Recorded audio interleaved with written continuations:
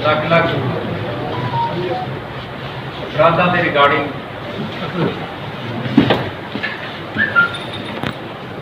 ਜਿਹੜੇ ਮੁਜਰਮ ਹੈ अपराधी है उन्होंने शिनाख्त करने वास्ते भावें वो चेन स्नैचिंग के रिगार्डिंग होन गड्डियां खोहण दे फोर व्हीलर स्नैचिंग जिस विच ज़्यादातर कार स्नैचिंग शामिल है, फिर मोटरसाइकिल थेफ्ट हर रोज़ देखा जाता है कि किसी न किसी थां तो मोटरसाइकिल थेफ्ट होती है। तकरीबन 5-6 मोटरसाइकिल देखा जा रहा है कि सिटी के थेफ्ट होंदियां उन्होंने ध्यान से रखते हुए फिर मोबाइल फोन दीयां खोह बहुत ज़्यादा कंजस्टिड एरिया के मार्केट एरिया के पब्लिक प्लेसिस के इस तरह दीयां वारदातां होणियां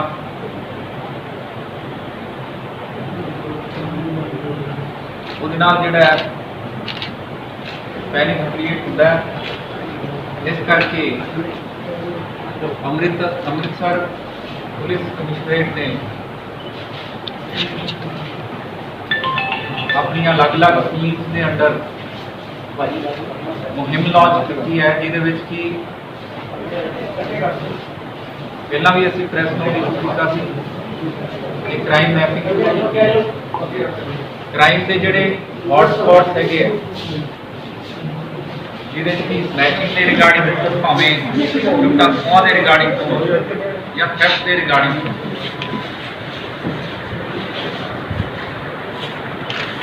इन्हां सारे हॉटस्पॉट्स की मैपिंग करके किस तरह से बीट पेट्रोलिंग रीऑर्गेनाइज करनी है या CCTV कैमरे लाने हैं या उन्होंने थावां के आस पास नाके कि उत्थे नफरी बढ़ानी है, अपनी विजिबिलिटी बढ़ानी है। खास तौर पर शाम के टाइम से जदों पीक आवर्स होंदा है, जदों इस तरह की वारदात होने का चांस होंदा, इन्हां चीज़ों को मद्देनज़र रखते हुए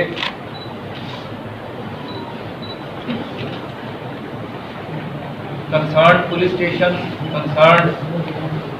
हल्का GOs ADCP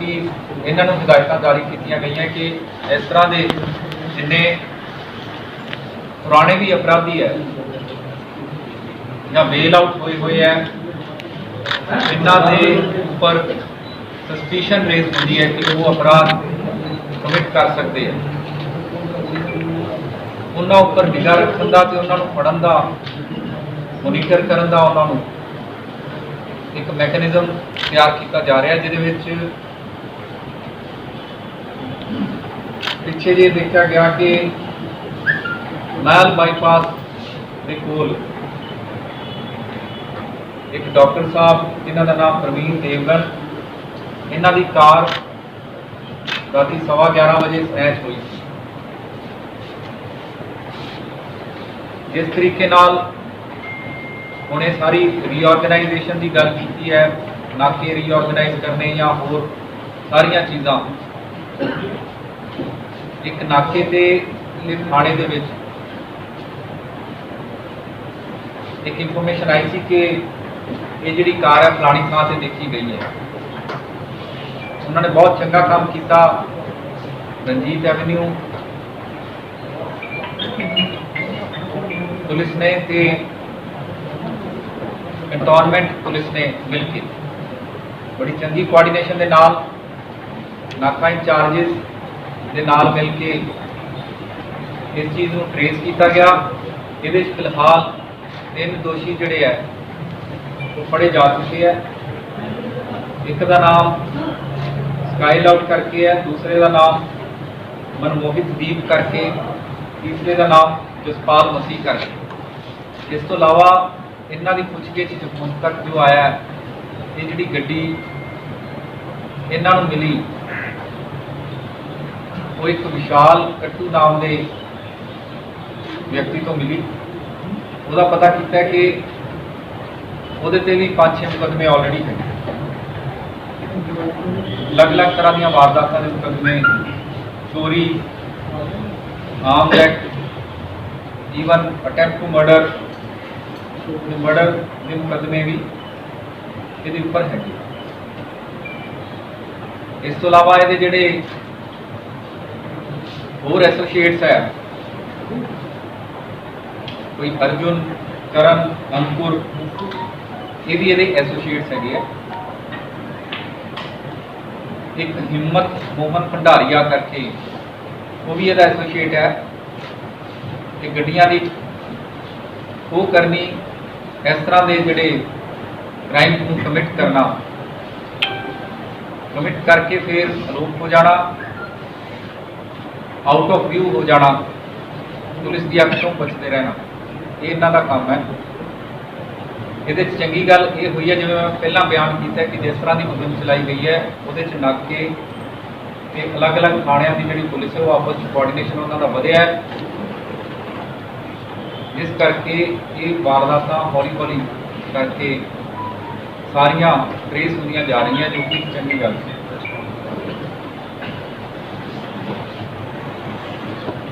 ये 3 दोषी गिरफ्तार किए गए तो गड्डी भी बरामद की गई है। इस तो इलावा 5 दोषी होर लुट्टा खुआ वाले भी साडियां टीमां ने गिरफ्तार किए। वो रौनक सिंह, आकाश, अभिमन्यु, संजय कुमार से वीर सिंह। ये भी फिलहाल मोटरसाइकिल बरामद हुई है, 5 मोबाइल फोन से एक हथियार, तेजधारी हथियार भी बरामद होया है। इन्हों की पूछगिछ अगे चल रही है। सानू उम्मीद है कि इस तरह के जोड़े अंसर है जड़ियाँ छोटिया वारदातों को अंजाम देंगे है,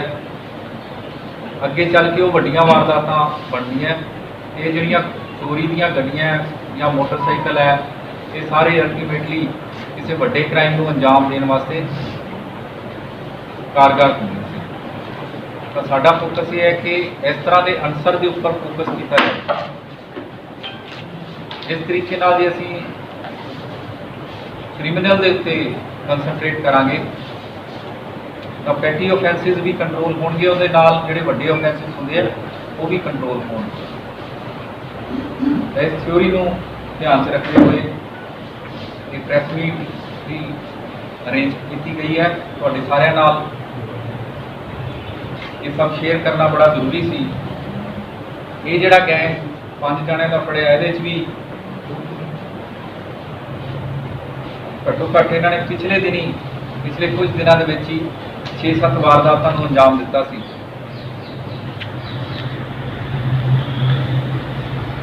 जंडियाला गुरु तो लैके यूनिवर्सिटी के आसे पासे तक इन्हों दी अलग अलग वारदातों जो हुण तक इन्होंने कबूलियां। इस तो इलावा इन्हों के जोड़े गैंग मैंबर है वो कौन कौन है, इस तो इलावा इन्हों के होर एसोसीएट्स कौन कौन है, किहड़ियां वारदातों को इन्होंने होर अंजाम दिता है, इन्हों को होर की रिकवरीज हो सकती है, कोई होर गड्डी प्लैन की है, कोई होर मोटरसाइकिल इन्होंने चोरी किया है या मोबाइल फोन हुए है। ये सारिया चीज़ा बहुत मैटर करदियां। खास तौर पर जोड़े भीड़ भड़के वाले जोड़े एरिया है, हॉटस्पॉट्स है, उत्थे बहुत मैटर करदियां। इस चीज़ को लैके असीं बहुत ज़्यादा सेंसिटाइज हाँ। पिछलियां 2 प्रैस कॉन्फ्रेंसिस के भी ये गल उठी सी कि इस तरह दी वारदातां काफ़ी हो रही हैं तो उहदे वास्ते की प्लैन ऑफ एक्शन है। ये अज सारा प्लैन ऑफ एक्शन तुहाडे नाल शेयर करने वास्ते ये आपां गलबात कर रहे हैं। इस तो इलावा साडियां 100 गड्डियां तकरीबन उन्होंने 30 गड्डियां जिहड़ियां 4 व्हीलर है, 70 के आस पास साडियां गड्डियां जिहड़े मोटरसाइकिल है पेट्रोलिंग वाले। असीं ये प्लान तैयार कर रहे हैं कि हर एक दे विच GPS लगा के उन्होंने मॉनिटरिंग की जाए कि गड्डियां कित्थे फिर रही हैं, ताकि एक तो गड्डियां का मिसयूज ना हो सके, नंबर 2 जिथे कोई वारदात होती है तो वारदात की लोकेशन के हिसाब नाल किहड़ी गड्डी उस वारदात की थां के नज़दीक होगी, ਉਹਨੂੰ ਅਲਾਟ ਕਰਕੇ ਇਮੀਡੀਏਟਲੀ क्विक रिएक्शन अमल के लैके आंदा जाए। ये लेटेस्ट टैक्नोलॉजी भी स्टडी की गई है। कल इनू प्लान फाइनलाइज किया गया तो असीं समझते हैं कि इस तरह की जी टैक्नोलॉजी है उन्होंने जे आप अमल के लैके आने तो क्राइम नक पाने कारगर साबित होगी। ये भी साडे प्लान ऑफ एक्शन के पार्ट है। इस तो इलावा पिछले जो तुसीं देखा है कि कई थावां ते असीं स्मार्ट नाके भी लाए, वो भी मेन जिहड़ा उद्देश है वो यही है कि जिहड़ा माड़ा अंसर है उन्होंने आइडेंटिफाई किया जा सके। माड़े अंसर को असीं आइडेंटिफाई करांगे तो अपने आप क्राइम को नप पाउण दे विच कारगर सिद्ध हो। तो आइडेंटिफिकेशन बहुत जरूरी है। क्रिमिनल ज़्यादातर मास्क लगा के इस तरह रूप रच के अलग अलग थावां से जाके कोई वारदात कमिट करते हैं। इनू रोकने लिए ये सारे स्मार्ट नाके भी असी ऑर्गेनाइज कर रहे हैं। ये अजे इनिशियल स्टेज पर है। असी ये देखा कि आने वाले टाइम के इन्हों होर भी ज़्यादा पुख्ता मजबूत किया जा सके। इस तो इलावा जिथे भी मुजाहरे होंगे है उत्थे भी कई वारदात होने के चांसिस होंगे। कई के मोबाइल फोन या किसी के जेब कट ली या इस तरह दी वारदात भी होंगे। वो असी ये प्लान ऑफ एक्शन साडा है कि ड्रोन्स के राही भी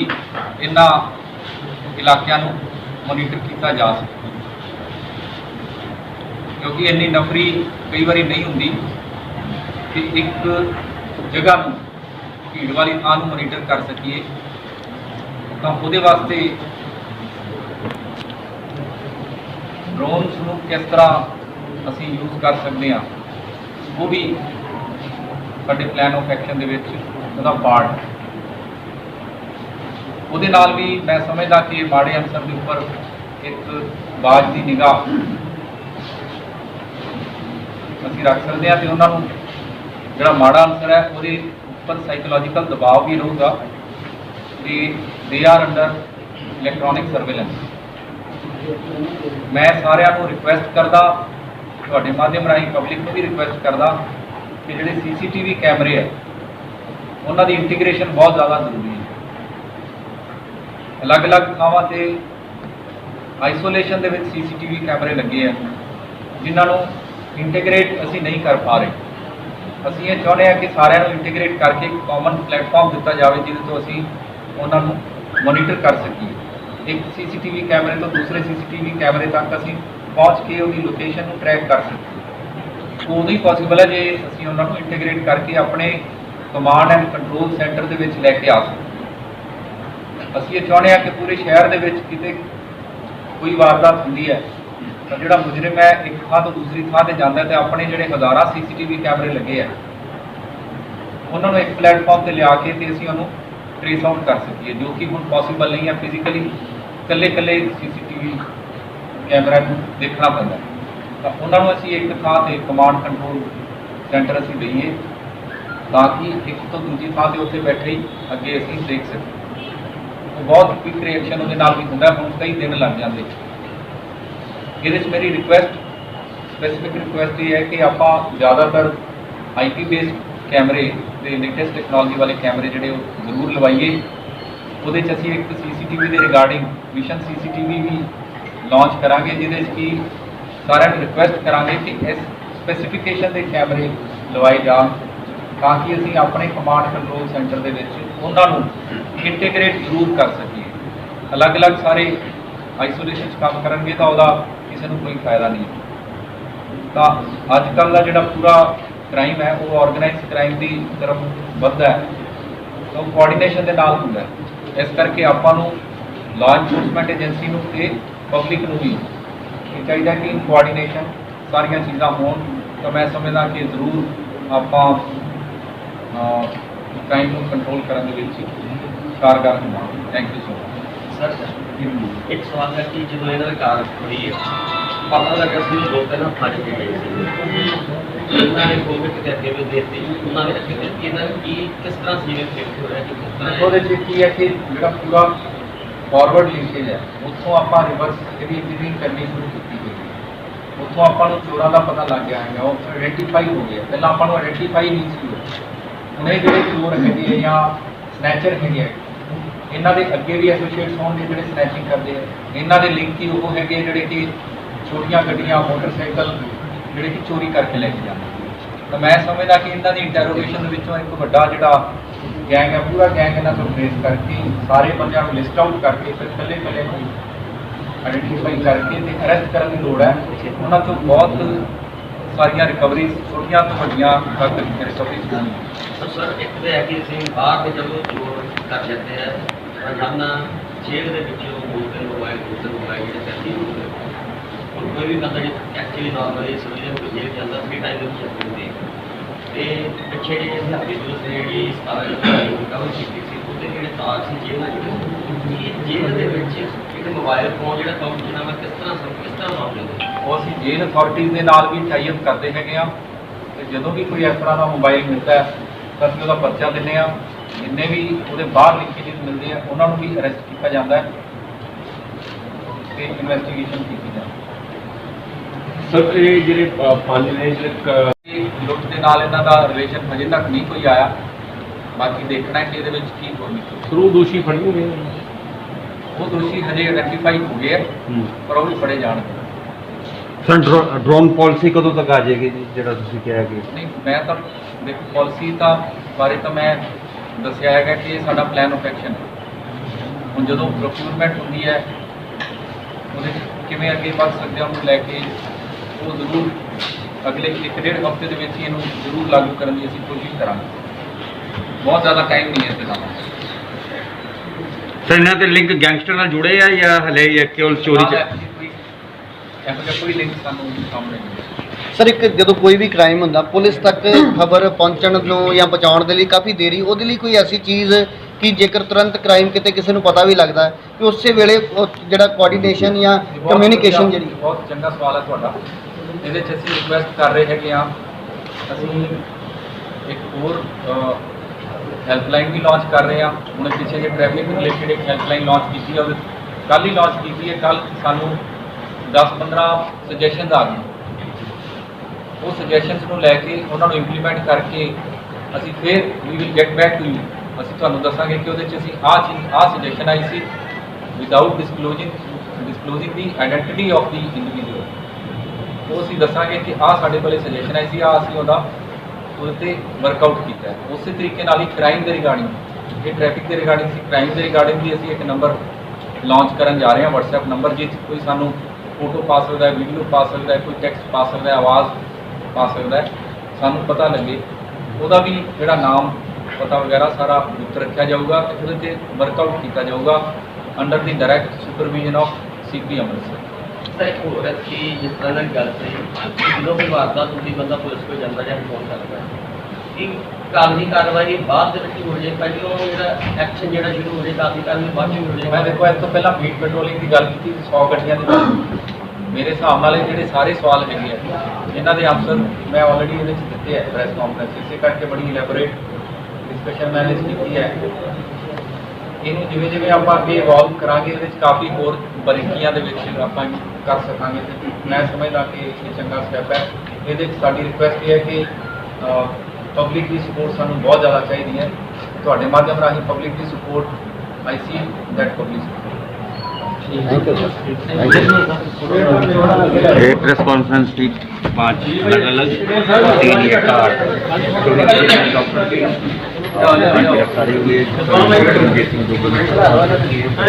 संजीव ये देख सकते हैं आप आज इन 8 ने पुलिस के नाके दम कर दिया अन्ना जी पीछे जो इन 8 ने